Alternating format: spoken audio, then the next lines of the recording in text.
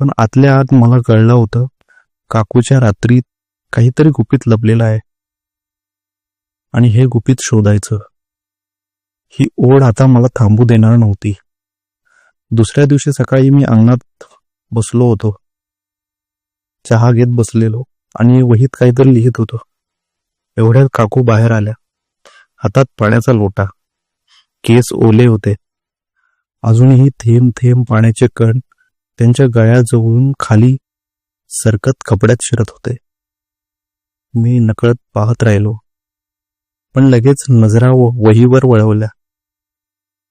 काकू हसत म्हणाल्या, काय रे अमोल, रात्री उशिरापर्यंत अभ्यास करत होतास का? खोलीत दिवा खूप वेळ दिसत होता. मी थोडं घाबरून